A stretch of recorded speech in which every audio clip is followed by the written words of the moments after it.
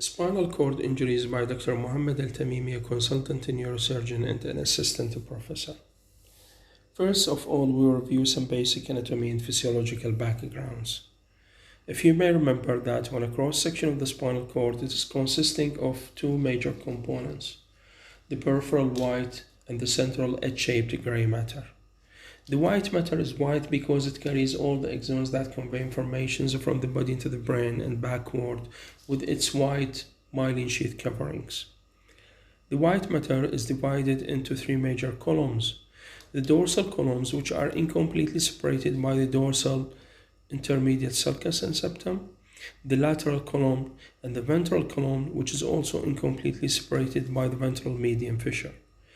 The central H-shaped gray matter has got two major horns, the dorsal and the ventral.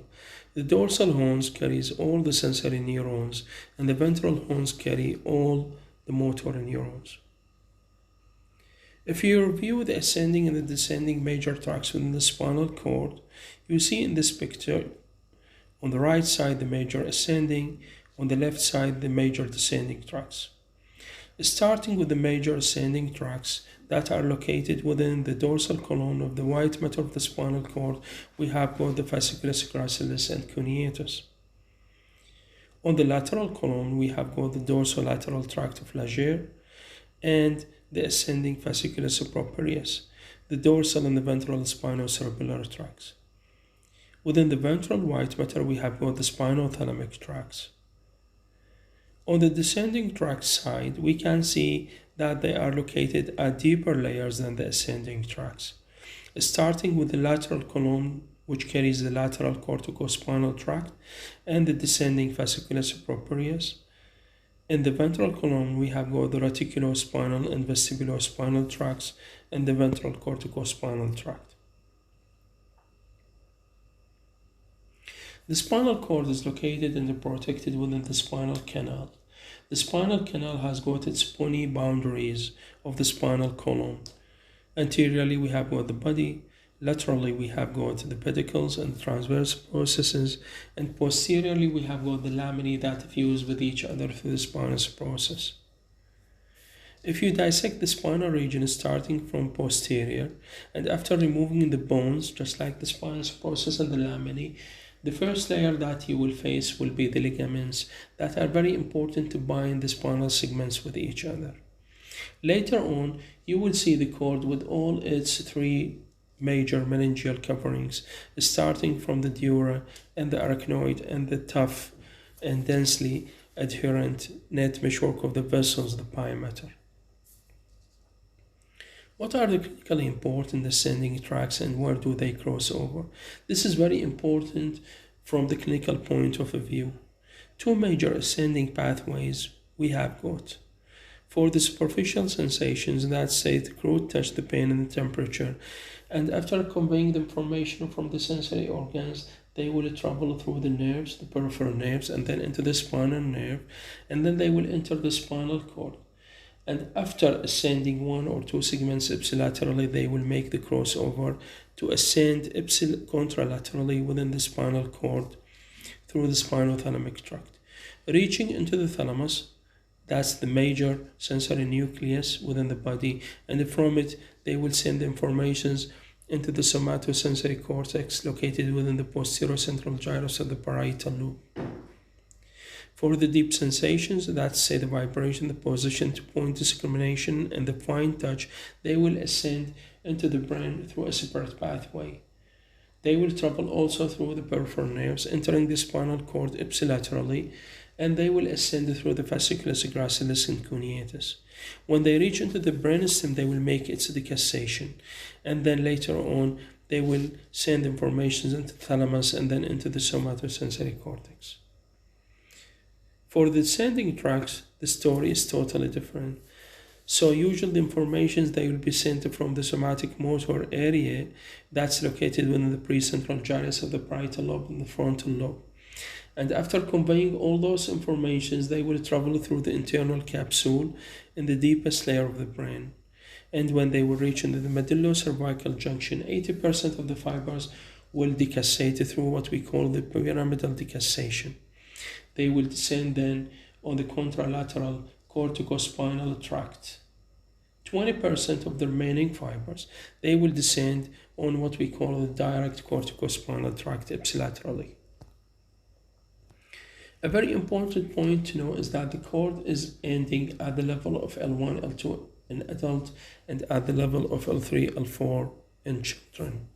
So now a patient who is suffering from a lesion affecting the cord that's say at the level above L1, L2, he will get what we call the myelopathy with all the characteristic upper motor neuronal paralysis signs.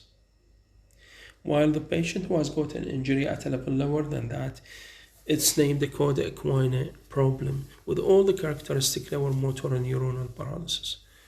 There are a lot of possible etiologies to make an upper motor neuronal problem, starting from the stroke affecting the motor strip or the internal capsule or a spinal cord injury.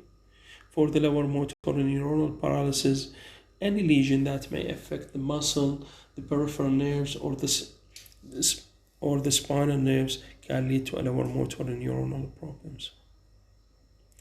Usually there are certain differentiating points between the upper and the lower motor neuronal problems. You have to examine the muscle tone, the reflexes, and the pathological reflexes and the muscle manifestations in order to differentiate. So for a patient who is getting an upper motor neuronal paralysis, the patient initially has got a flaccid muscle tone, but later on it will be spastic with a clasp knife resistance. On the controversy, the patient with the lower motor problem, the muscle tone will be flaccid all through. For the tender reflexes, it will be hyperactive clonus may be present with the upper motor neuronal paralysis, while it's absent with the lower ones. The pathological reflexes that say the Babinskis and the Hoffmans will be present after days to weeks, while they'll be present for the lower motor neuronal problems. There are certain muscle manifestations to differentiate between the two groups. So the patient with an upper motor neuronal paralysis may get spontaneous muscle spasms, and sometimes the patient will pass into a state of atrophy of a disuse. The patient who has got a lower motor neuronal paralysis will get fibrillations detected by an EMG, fasciculations, and the atrophy that may appear at an earlier point. When it comes to the spinal trauma can be classified as either an acute, when the onset of the symptoms are sudden, or a chronic. Usually it can be also classified according to the completeness of the injury. So the patient who has got a complete spinal cord injury, it means that the patient has got loss of all the modalities of the function of the spinal cord, just like absence of the sensory and the motor functions. There are certain terminology which are very important to be applied to a patient with a spinal cord injury. So the patient who has got a complete lesion is called a plegia, while a patient who has got an incomplete one, it is called paresis. When a patient has got an injury affecting the four limbs, the patient is named a tetraplegic. Usually this happens with an injury of the spinal canal at the level of the cervical area. The patient usually can still move his arms using this segments above the injury, just like in a C7 injury, the patient can still, for example, flex his forearms using the C5 segment. The patient who has got a weakness of the lower limbs, so the preserved function of the upper limbs, is named paraplegic or paraparetic. Usually those happens with injuries that skip the cervical area, just like the injuries of the thoracic or the lumbosacral area or at the coda equina. When a patient has got a problem affecting one side of his body, he is named hemiplegic or hemiparetic. It means that there will be a paralysis of one half of the body. Usually this happens in the brain injuries and to a lesser extent with hemicord syndromes. In order to assess the level of the injury, we have to assess the motor and the sensory and reflexes. So in order to assess the segments on the motor side, we have to assess what we call the myotomes. The agiomotor scoring system is a very beneficial one in order to help us with assessing the motor segments. Usually we can divide the key motor areas into the right and the left one. You have to examine the key motor muscles with a power starting from 0 to 5. So for a segment C5, just like that, applied to the deltoid or the biceps, which is very important for the shoulder abduction or elbow flexion, you may mark the patient from 0 to 5. When it comes to the myotome C6 with the wrist extensors that are important for cooking up the wrist, you may also mark it on the right and on the left side from 0 to 5. The same thing is applied for the C7, C8, and T1. For the lower limbs, just like the L2, the iliopsoas, which is very important for flexing the hip, the L3 for the quadriceps, which is very important for straightening the knee, the L4 for the tibialis anterior, and the L5 for extensor hallucis longus, and the S1 for the gastrocnemius muscles. The patient should get a score of 50 on the right and 50 on the left with a grand total score of 100. Now the motor strength, to review them, is consisting of 5 major grades. When a patient is making no contraction, he will be graded 0. The patient who is making only a flicker or trace contraction without any movement around the joint is graded 1. If the patient has got a movement with a gravity elimination, 2, and the 3 against the gravity. The patient who has got a movement against the resistance will be named 4. It can be a 4 minus or 4 or 4 plus, and the normal strength is 5. How we can assess the sensory level? Usually we have got a certain map of the sensory dermatomal areas, but however, it's very important to remind ourselves about the key sensory landmarks. Just like the C4 for the shoulders, C6 at the thumb, C7 at the middle finger, C8 at the little finger, T4 at the nipples, and T6 at the xiphoid, T10 at the level of the umbilicus. L3 is just above the patellae, and L4 medial malleolus, L5 at the great toe, S1 at the lateral malleolus, and S4, 5 at the perianal region. So what are the important vegetative functions that you have to assess also? Definitely it's the control of the bladder, the micturition, and the control of the elimination. The reflexes are also very important to be examined in order to assess the patient. Starting from the deep tender reflexes, we have got in the arms the biceps and stylomastoid and triceps, and we have got the styloradial. In the leg we have got the patellar and the Achilles. We have got certain pathological reflexes just like the Babinski's and the Hoffman's with the upper motor neuronal lesions. We have got the clonus, whether on the plantar or the patellar ones, especially with the long-standing upper motor neuronal lesions. So what is and how do you determine the level of the injury? The level of the injury is determined by assessing and reviewing the motor level. So the last level with at least 3/5 against the gravity function being preserved is the motor level. The sensory level is the last level of the preserved sensation. You may add an adjuvant radiographical level, the level of the fracture on the plain X-ray, or sometimes on a CT or an MRI. In order to review those things and apply them clinically, we will pass through some case scenarios. For example, this is a patient, he is 25 years old, he fell off the roof. He had to be intubated at the scene by the emergency team. The patient's consciousness was regained shortly thereafter, but he couldn't move arms or legs. He could close and open eyes to the command, but not able to breathe by himself, totally dependent on a mechanical ventilator. On reviewing this scenario, we can see that the patient's consciousness, first of all, was regained, which means that the brain is still functioning well.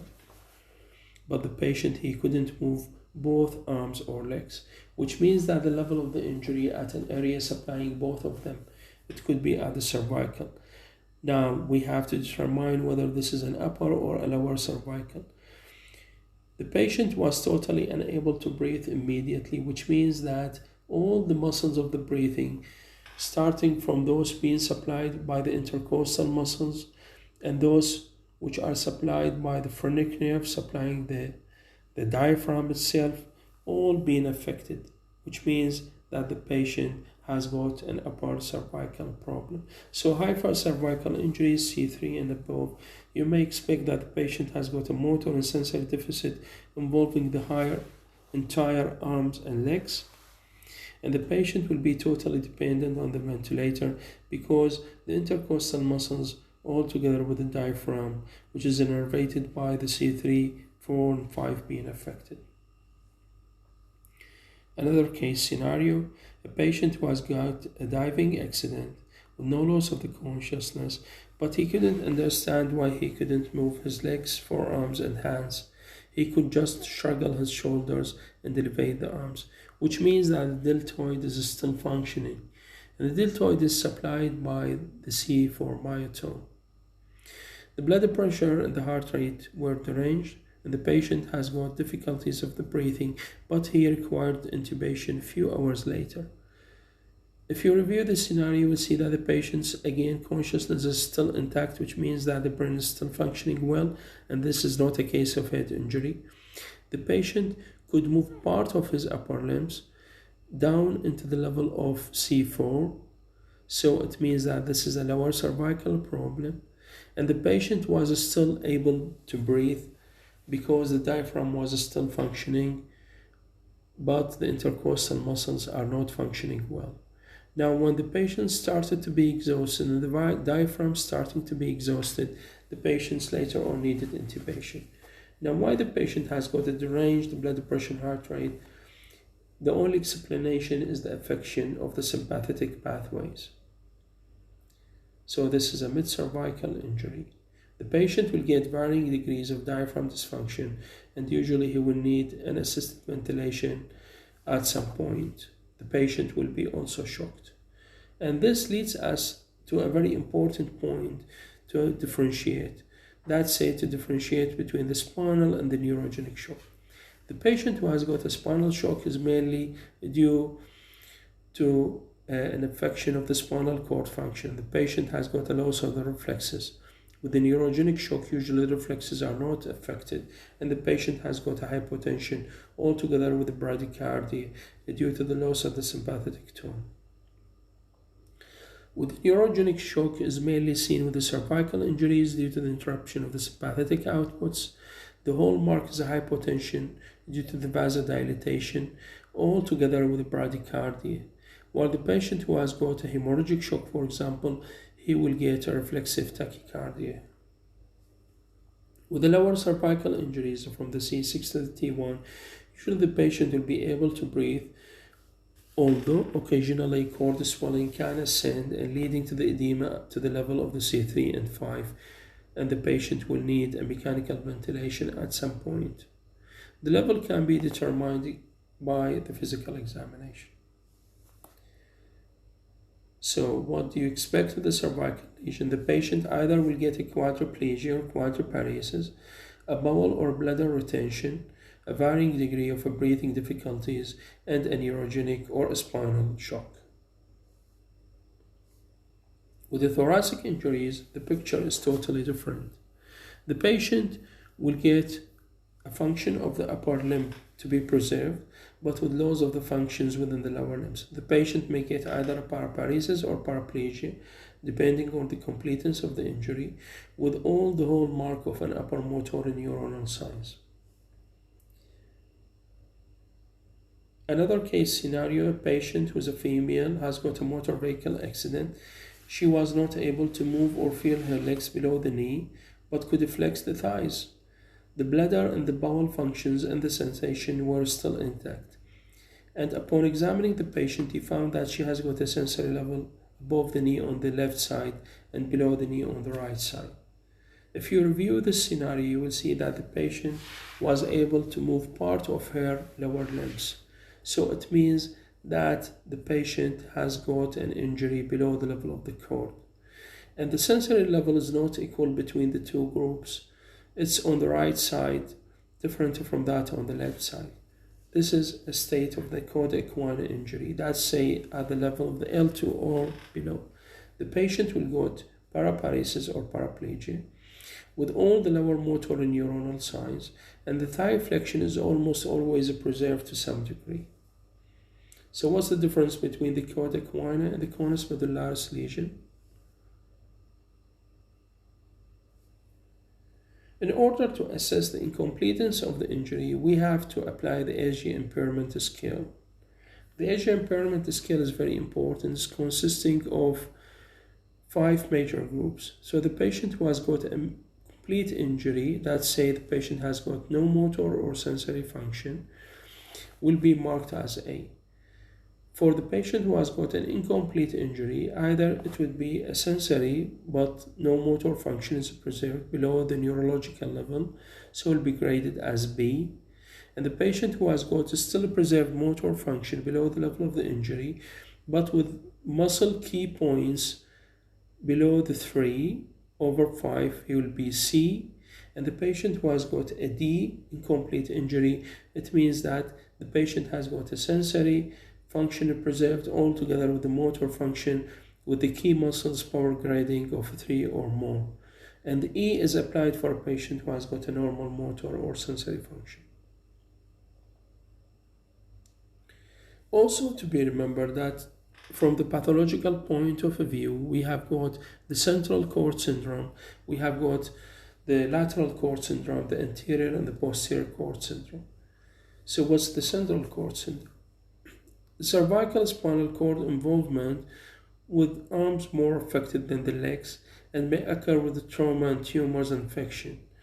Traumatic lesions tend to improve in 1 to 2 weeks, and surgical decompression may be indicated if there is a spinal stenosis.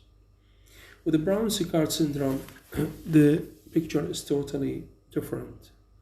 So here we can see the clinical findings that on the contralateral side we'll get a loss of the pain and temperature sensation caudal to the lesion. Ipsilaterally, we'll get paralysis of the voluntary movements caudal to the level of the lesion, all together with the spasticity, hyperreflexy, and extensor toe signs. And the patient will get a loss of the vibration, the position sensation, with 2-point discrimination problems, all together with the segmental anesthesia and weakness and atrophy. So why the patient will get a contralateral loss of the pain temperature? Because of the interruption of the spinothalamic tract. The ipsilateral loss of the movement is due to the interruption of the lateral corticospinal tract. And the ipsilateral loss of the vibration, the position, is due to the interruption of the dorsal columns. The segmental weakness is due to the destruction of the ventral motor neurons at the level of the lesion.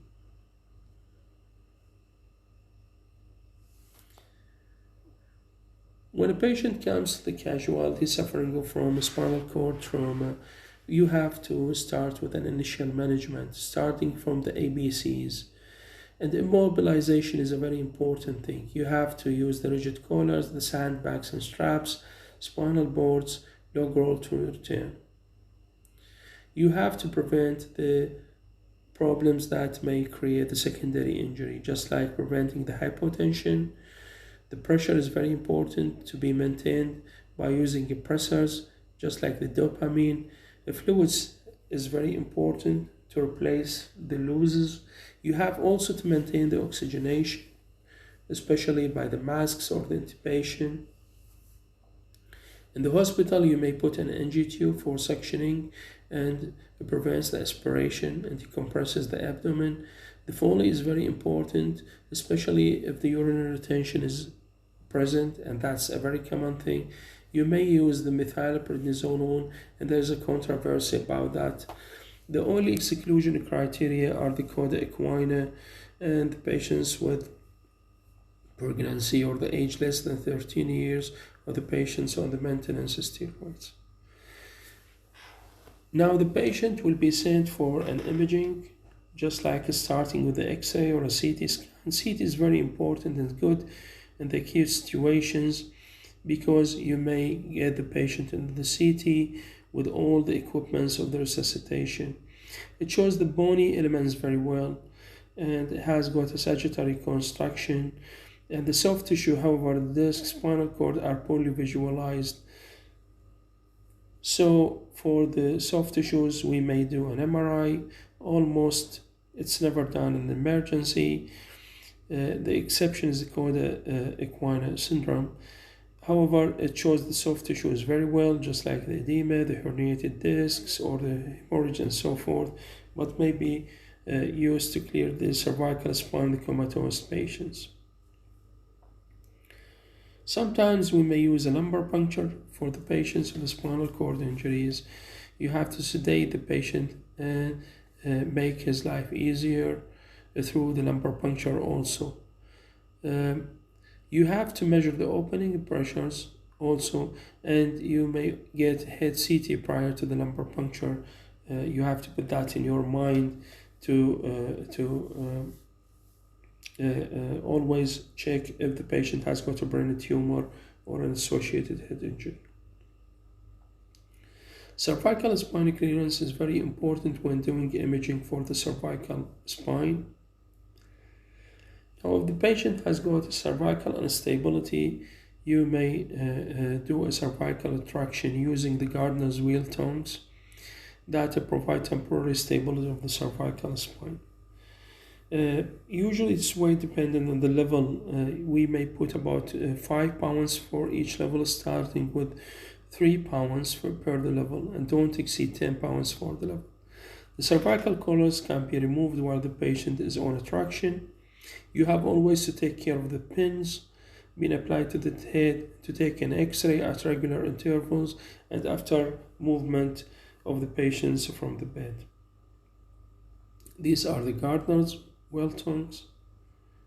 Surgical decompression, whether to be applied or not, it has got certain indications. So the indications for the decompression, usually if you have got a spinal element which is being compressed, you have to decompress it, and sometimes the surgery is indicated for stabilizing the unstable bony elements. The timing usually is emergent in the incomplete lesions, while it's selective in the complete lesions, to be done 3 to 7 days post-injury, or in the patients with the central cord syndromes. Sometimes you may put a patient on a soft or hard collars, just like those appearing on the picture. The most widely used is Philadelphia collar. Sometimes they may put the patient after reduction on a Minerva or hollow vests.